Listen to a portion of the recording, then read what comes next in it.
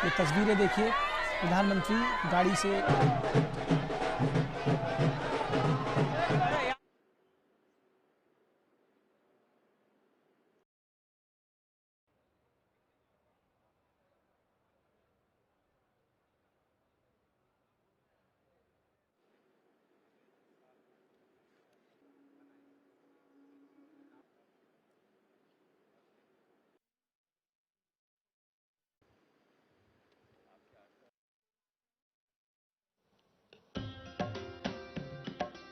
लगभग 654 एकड़ क्षेत्र में फैले 400 करोड़ रुपयों की लागत से निर्मित देवघर एयरपोर्ट का उद्घाटन आज प्रधानमंत्री जी के कर कमलों द्वारा किया जा रहा है। पर्यटन मंत्रालय की प्रसाद योजना के अंतर्गत 39.13 करोड़ रुपए के निवेश द्वारा बाबा बैद्यनाथ जी धाम आने वाले तीर्थ यात्रियों के लिए परिसर को और सुविधाजनक एवं सुरक्षित बनाया गया है। झारखंड और निकटवर्ती राज्यों की जनता के लिए एम्स देवघर में आधुनिक सुविधाओं सहित 250 बिस्तर की आईपीडी सेवाओं का लोकार्पण माननीय प्रधानमंत्री श्री नरेंद्र मोदी जी के द्वारा किया जा रहा है। राष्ट्रीय राजमार्ग संख्या 2 के गोरहर से खैरा टूंडा तक के 6 लेन के निर्माण से धनबाद एवं आसपास के खनिज अयस्क के सुचारू आवागमन से औद्योगिक उत्पादों को गति मिलेगी।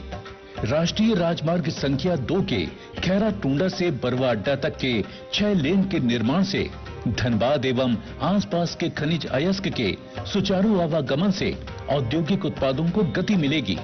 राष्ट्रीय राजमार्ग संख्या 33 के रामपुर से चौका तक के 4 लेन के निर्माण से ओडिशा एवं पश्चिम बंगाल के लौह खनिज को स्टील सिटी के कारखानों तक लाने में सुविधा मिलेगी।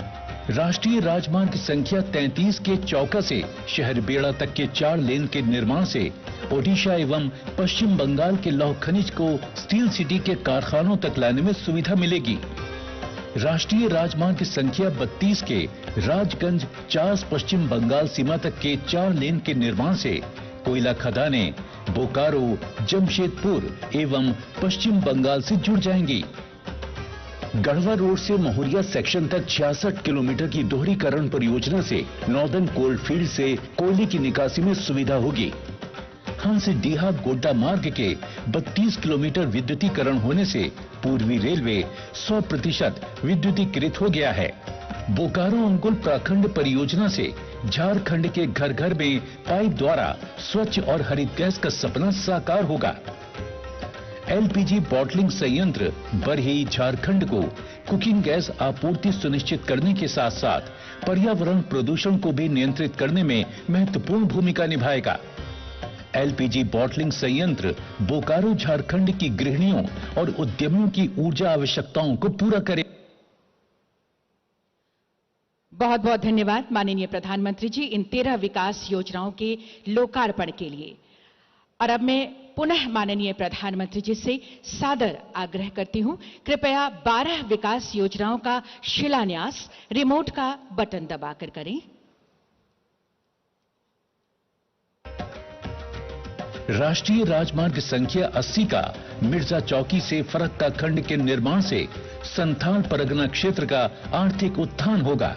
राष्ट्रीय राजमार्ग संख्या 98 का हरिहरगंज से पड़वा मोड़ खंड के निर्माण से पलामू जिला अंतर्गत आने वाले आदिवासी क्षेत्र के सामाजिक एवं आर्थिक विकास को बढ़ावा मिलेगा। राष्ट्रीय राजमार्ग संख्या 23 के पलमा से गुमला खंड के निर्माण से छत्तीसगढ़ के औद्योगिक नगर एवं ओडिशा के पारादीप पोर्ट एवं हल्दिया में पेट्रोलियम भंडार की सुगम आपूर्ति में सहायता होगी। राष्ट्रीय राजमार्ग संख्या 75 के गढ़वा बाईपास परियोजना के निर्माण से उत्तर प्रदेश जाने वाले लोगों को रहला एवं गढ़वा शहर में होने वाले जाम से मुक्ति मिलेगी। राष्ट्रीय राजमार्ग संख्या 75 के कचहरी रांची से पिस्का मोड़ तक एलिवेटेड कॉरिडोर के निर्माण से रांची शहर के रातू रोड में लगने वाले जाम से मुक्ति मिलेगी। राष्ट्रीय राजमार्ग संख्या 23 के इटकी में ओवर ब्रिज के निर्माण से गुमला जिले से रांची की ओर आने वाले रेलवे क्रॉसिंग पर निर्बाध यातायात चलेगा। राष्ट्रीय राजमार्ग 75 ई के किलोमीटर 116 से किलोमीटर 176.220 का 2 लेन पेव्ड शोल्डर के कार्य के निर्माण से प्रमुख इस्पात संयंत्रों राउरकेला, भिलाई, दुर्गापुर, बोकारो, जमशेदपुर, बर्नपुर में लौह अयस्क की ढुलाई में सहायता होगी। राष्ट्रीय राजमार्ग संख्या 133 के किलोमीटर 10.900 से किलोमीटर 24.793 का 2 लेन पेव्ड शोल्डर का निर्माण देवघर धार्मिक स्थल को बिहार और पश्चिम बंगाल से जोड़ेगा। यात्री सुविधाओं हेतु भारतीय रेल ने कुल 447 करोड़ रुपए की लागत पर अत्याधुनिक सुविधाओं के साथ रांची रेलवे स्टेशन के नवीनीकरण की योजना बनाई है। बाबा बैद्यनाथ धाम जाने वाले लाखों श्रद्धालुओं की सुविधा के लिए लगभग 5 किलोमीटर लंबी जसीडीह नई बाईपास रेल लाइन बनाई जा रही है। एलएचबी कोच रखरखाव डिपो की स्थापना से गढ़वा से और अधिक ट्रेनों के चलाने में सुविधा होगी। परबतपुर गैस संग्रहण स्टेशन परियोजना के कार्यान्वयन के बाद राज्य सरकार भविष्य में अपनी स्वच्छ एवं हरित ऊर्जा आवश्यकताओं की पूर्ति के लिए आत्मनिर्भर हो जाएगी।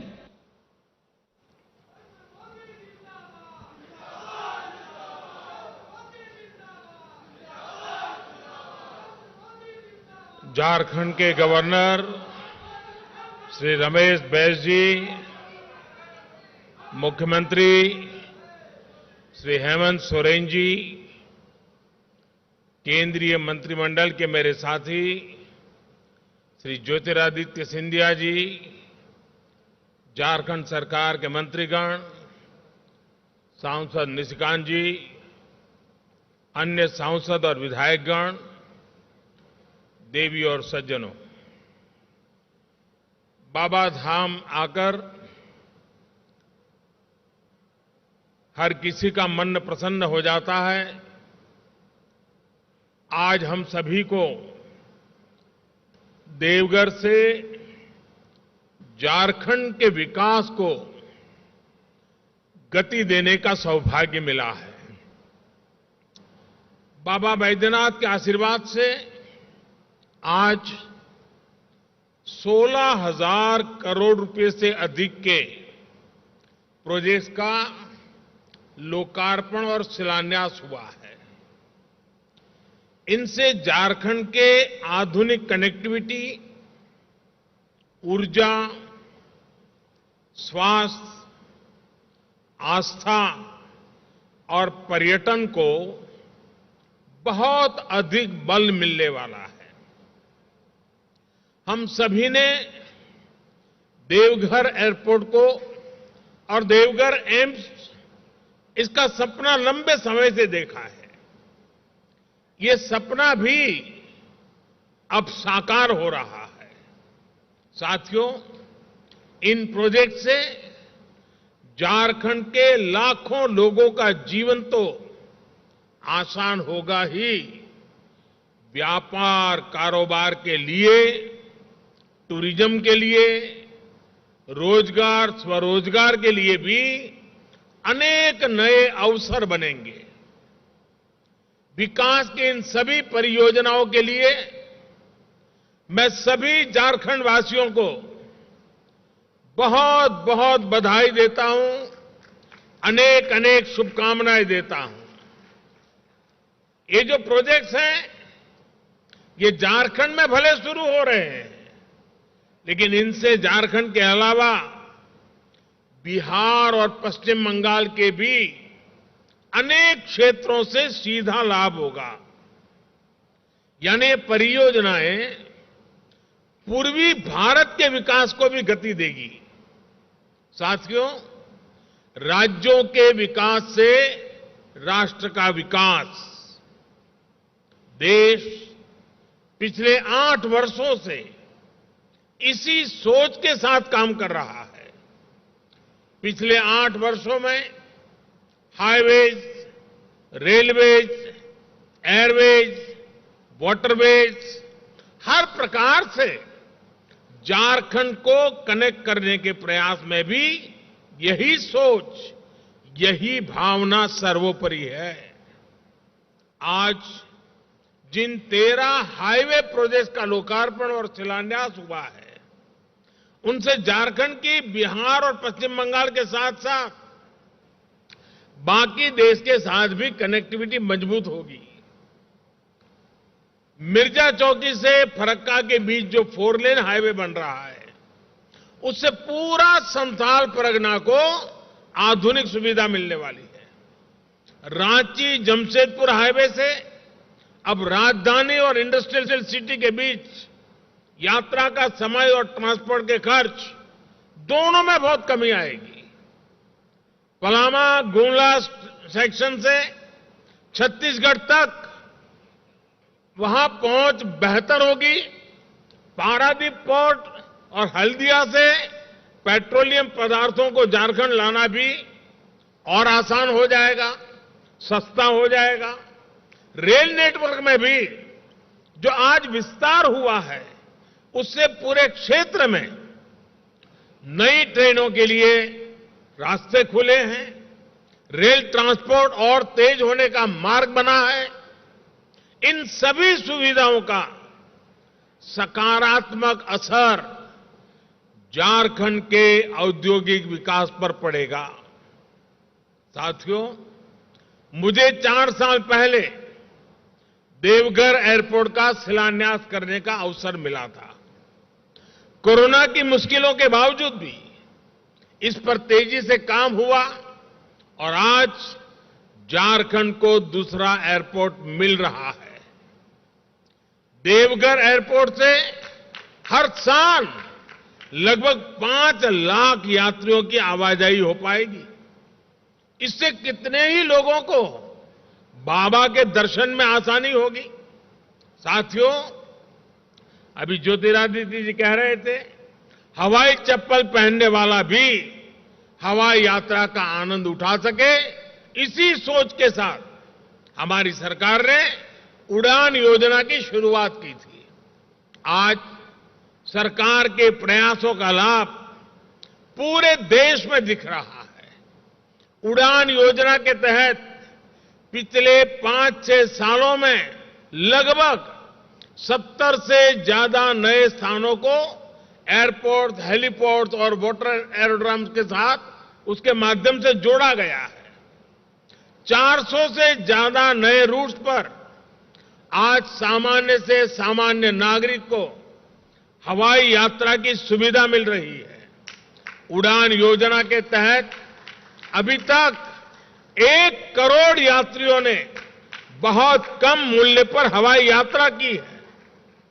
इनमें से लाखों ऐसे हैं जिन्होंने पहली बार एयरपोर्ट देखा, पहली बार हवाई जहाज पर चढ़े।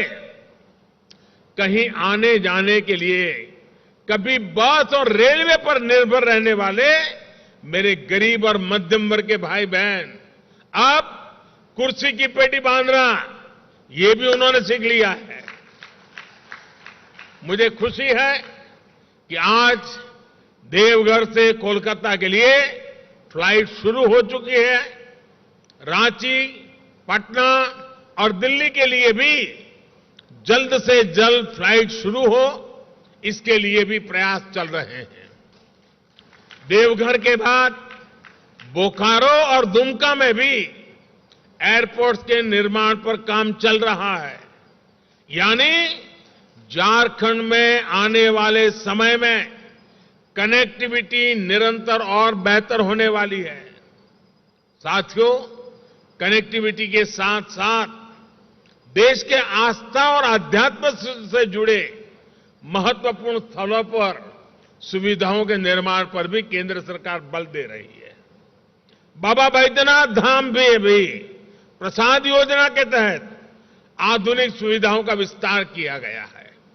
इस प्रकार जब संपूर्णता की सोच से काम होता है तो पर्यटन के रूप में समाज के हर वर्ग, हर क्षेत्र को आय के नए साधन मिलते हैं।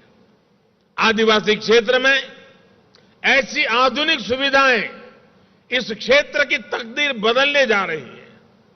साथियों, पिछले 8 वर्ष में झारखंड को सबसे बड़ा लाभ गैस आधारित अर्थव्यवस्था की तरफ बढ़ते देश के प्रयासों का भी हुआ है। जिस प्रकार का इंफ्रास्ट्रक्चर पूर्वी भारत में था, उसके चलते गैस आधारित जीवन और उद्योग यहां असंभव माना जाता था। लेकिन प्रधानमंत्री ऊर्जा गंगा योजना पुरानी तस्वीर को बदल रही है। हम अभावों को अवसरों में बदलने पर अनेक नए ऐतिहासिक निर्णय कर रहे हैं। आज बोकारो आंगुल सेक्शन के उद्घाटन से झारखंड और ओडिशा के 11 जिलों में सिटी गैस डिस्ट्रीब्यूशन नेटवर्क को विस्तार मिलेगा। इससे घरों में पाइप से सस्ती गैस तो मिलेगी ही, सीएनजी आधारित यातायात को बिजली, fertiliser, steel, food processing, cold storage, ऐसे अनेक उद्योगों को भी गति मिलने वाली है। साथियों, हम सबका साथ, सबका विकास, सबका विश्वास और सबका प्रयास के मंत्र पर चल रहे हैं। इंफ्रास्ट्रक्चर में निवेश कर विकास के रोजगार, स्वरोजगार के नए रास्ते खोजे जा रहे हैं। हमने विकास की आकांक्षा पर बल दिया है, आकांक्षी जिलों पर फोकस किया है। इसका भी लाभ आज झारखंड के अनेक जिलों को हो रहा है। मुश्किल समझे जाने वाले क्षेत्रों पर, जंगलों, पहाड़ों से घिरे जनजातीय क्षेत्रों पर हमारी सरकार विशेष ध्यान दे रही है। आजादी के इतने दशकों बाद जिन 18,000 गांवों में बिजली पहुंची, उनमें से अधिकांश दुर्गम क्षेत्रों के ही थे। अच्छी सड़कों से जो क्षेत्र वंचित थे, उसमें भी ग्रामीण, आदिवासी, दुर्गम क्षेत्रों का हिस्सा सबसे अधिक था। दुर्गम क्षेत्रों में गैस कनेक्शन, पानी कनेक्शन पहुंचाने के लिए भी पिछले 8 वर्षों में ही मिशन मोड पर काम शुरू हुआ है। हम सभी ने देखा है कि पहले किस तरह बेहतर स्वास्थ्य सुविधाएं भी सिर्फ बड़े बड़े शहरों तक ही सीमित थी। अब देखिए, एम्स की आधुनिक सुविधाएं अब झारखंड के साथ साथ बिहार और पश्चिम बंगाल के एक बड़े जनजातीय क्षेत्रों को मिल रही है। ये तमाम प्रोजेक्ट्स इस बात के प्रमाण है कि जब हम जनता की सुविधा के लिए कदम बढ़ाते हैं तो राष्ट्र की संपदा का निर्माण भी होता है और विकास के नए अवसर भी बनते हैं। यही सही विकास है। ऐसे ही विकास की गति को हमें मिलकर तेज करना है। एक बार फिर झारखंड को मैं बहुत बहुत बधाई देता हूं, बहुत बहुत शुभकामनाएं देता हूं। बहुत बहुत धन्यवाद।